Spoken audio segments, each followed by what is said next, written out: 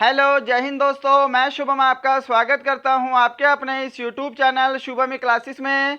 आज का हमारा टेस्ट सेक्शन वाइज होने वाला है। जैसा आपके एग्जाम का पेपर आता है, आज की क्लास में हम सामान्य ज्ञान के 15 क्वेश्चंस और सेक्शन बी में सामान्य विज्ञान के 15 क्वेश्चंस डिस्कस करने वाले हैं।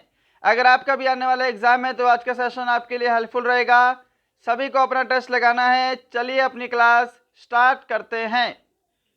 तो देखिएगा, यहाँ पे प्रश्नों की संख्या टोटल 30 है और मैं आपको टारगेट दे रहा हूँ 25 क्वेश्चंस राइट करने का।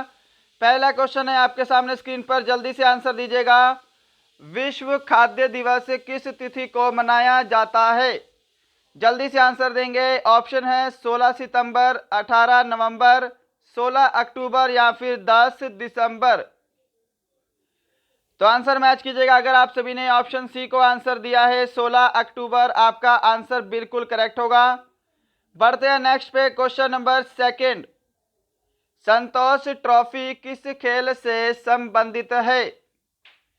ऑप्शन है हॉकी, फुटबॉल, कबड्डी या फिर टेबल टेनिस। तो संतोष ट्रॉफी का संबंध फुटबॉल से है। जिन्होंने भी ऑप्शन बी को आंसर किया है उनका आंसर बिल्कुल करेक्ट होगा। क्वेश्चन नंबर थर्ड आपके सामने है, ईडन गार्डन स्टेडियम अवस्थित है मुंबई में, चेन्नई में, नई दिल्ली में या फिर कोलकाता में? और देखिएगा, ईडन गार्डन जो स्टेडियम है यह क्रिकेट से रिलेटेड है। क्रिकेट खेला जाता है इस स्टेडियम में और ये जो स्टेडियम है ये कोलकाता में है। ऑप्शन डी आपका बिल्कुल करेक्ट आंसर होगा। क्वेश्चन नंबर 4, पर्वतीय स्थल लैंसडाउन किस राज्य में स्थित है? Very very important and very very easy question. सभी को आंसर बिल्कुल करेक्ट देना है। हिमाचल प्रदेश, जम्मू कश्मीर, उत्तराखंड या फिर तमिलनाडु? पर्वतीय स्थल लैंसडाउन कहाँ स्थित है? राइट आंसर ऑप्शन सी रहेगा। लैंसडाउन जो है यह उत्तराखंड में है। ऑप्शन आपका सी बिल्कुल करेक्ट आंसर होगा।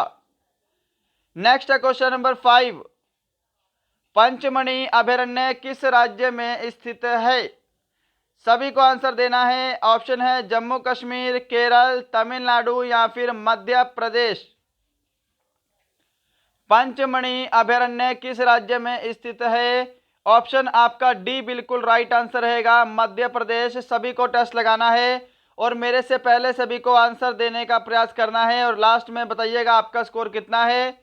और इन 30 प्रश्नों के बाद आपको एक प्रश्न होमवर्क के लिए भी दिया जाएगा। क्वेश्चन नंबर 6 है, नीदरलैंड का राष्ट्रीय चिन्ह क्या है? Super important and static question. Option है वाटर लिली, शेर, गुलाब का फूल या फिर मैपल लीफ? तो ध्यान रखिएगा, नीदरलैंड का जो राष्ट्रीय चिन्ह है वो शेर है। ऑप्शन आपका बी यहाँ पे करेक्ट आंसर होगा। नंबर 7, विश्व व्यापार संगठन का मुख्यालय कहाँ है? विश्व व्यापार संगठन यानी कि WTO, वर्ल्ड ट्रेड ऑर्गेनाइजेशन, स्थापना हुई थी 1995 में इसकी। पहले इसका नाम क्या था? गेट था। बाद में 1995 में इसको WTO बना दिया गया था और इसका जो मुख्यालय है वो कहाँ पे है? तो वो जेनेवा में है। और जेनेवा कहाँ पे है? तो ये स्विट्जरलैंड में है। ऑप्शन आपका सी करेक्ट आंसर है।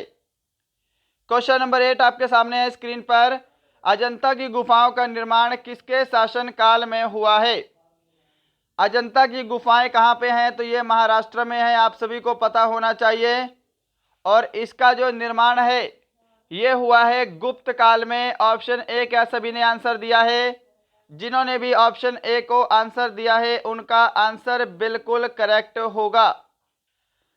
चलिए बढ़ते हैं नेक्स्ट क्वेश्चन पे। क्वेश्चन नंबर 9, क्वेश्चन नंबर 9 है आपके सामने स्क्रीन पर, भारतीय थल सेना के पूर्वी कमान का मुख्यालय कहाँ स्थित है? और इस क्वेश्चन का आंसर लगभग सभी विद्यार्थी को पता होना चाहिए। भारतीय थल सेना के पूर्वी कमान का मुख्यालय कहाँ है? ऑप्शन है उधमपुर, लखनऊ, पुणे या फिर कोलकाता? क्या आंसर दे रहे हो? जो भी ऑप्शन डी को आंसर दे रहे हैं कोलकाता, उनका आंसर राइट होगा। नेक्स्ट बढ़ते हैं क्वेश्चन नंबर 10 की तरफ। क्वेश्चन नंबर 10 है, गुदई महाराज का संबंध किस वाद्य यंत्र से है?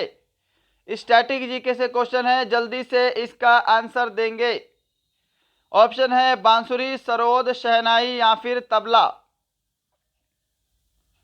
तो गुदई महाराज का संबंध किससे है? ऑप्शन आपका यहाँ पे डी राइट आंसर होगा, तबला वादन से है। जिन्होंने ऑप्शन डी को आंसर दिया है उनका आंसर बिल्कुल करेक्ट है। क्वेश्चन नंबर 11 है आपके सामने स्क्रीन पर। गुरुदेव किस प्रसिद्ध व्यक्ति का उपनाम था? क्या है? गुरुदेव किस प्रसिद्ध व्यक्ति का उपनाम था? पुरुषोत्तम दास टंडन, बाल गंगाधर तिलक, रविंद्रनाथ टैगोर या फिर जयप्रकाश नारायण। बिल्कुल सही आंसर ऑप्शन जिन्होंने सी दिया है रविंद्रनाथ टैगोर, उनका करेक्ट होगा।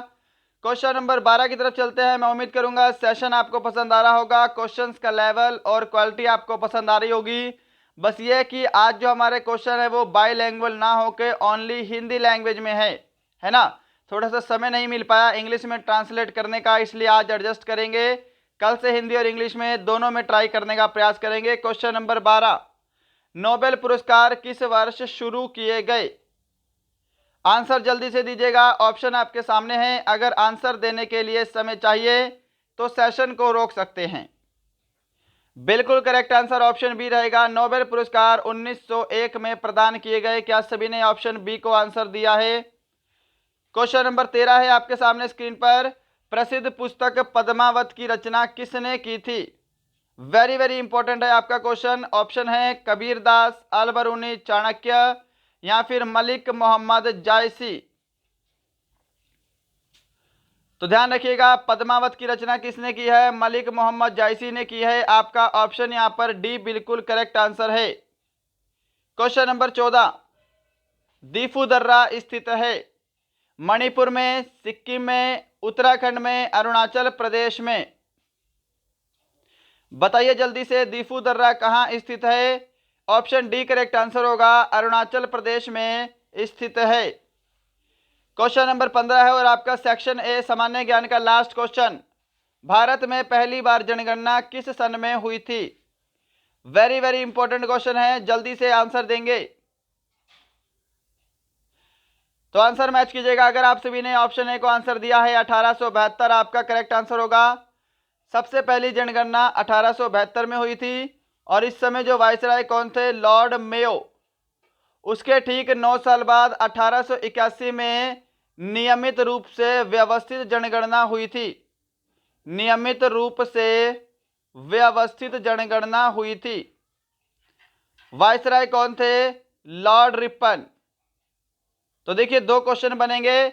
अगर आपसे बोले पहली जनगणना कब हुई है तो 1872 में, और अगर आपसे बोले कि नियमित रूप से व्यवस्थित जनगणना किस वर्ष हुई तो 1881 में।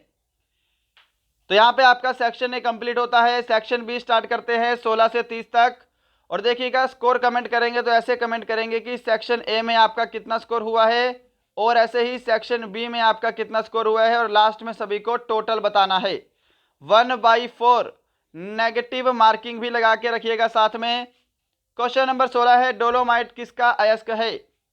ऑप्शन है कैल्शियम, मैग्नीशियम, दोनों या फिर तांबा।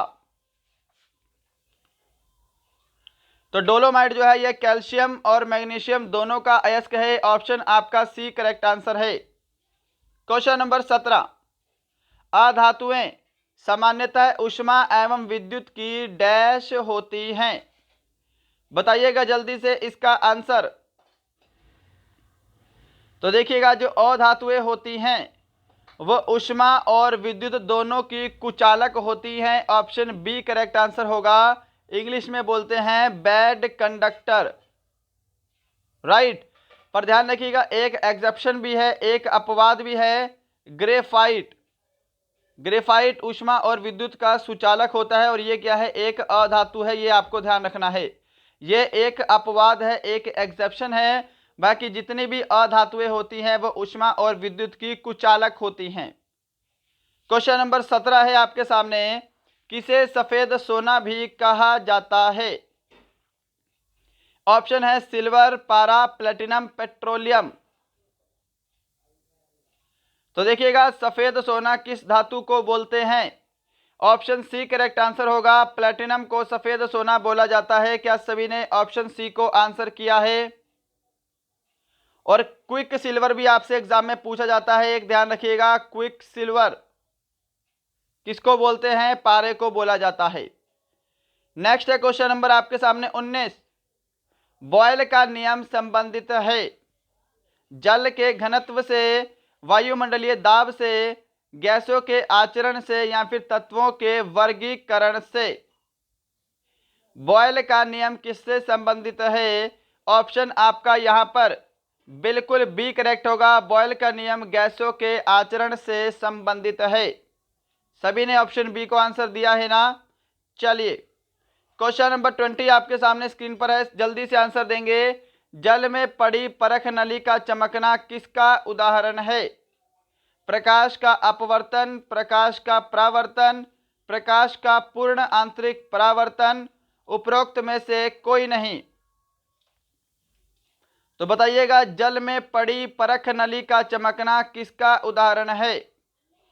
बिल्कुल करेक्ट आंसर होगा ऑप्शन सी, प्रकाश का पूर्ण आंतरिक परावर्तन, टोटल इंटरनल रिफ्लेक्शन। क्लियर? चलिए क्वेश्चन नंबर आपके सामने 21 है, स्क्रीन पर आंसर देंगे इसका। निम्न में से कौन सी अनुदैर्ध्य यांत्रिक तरंगें होती हैं?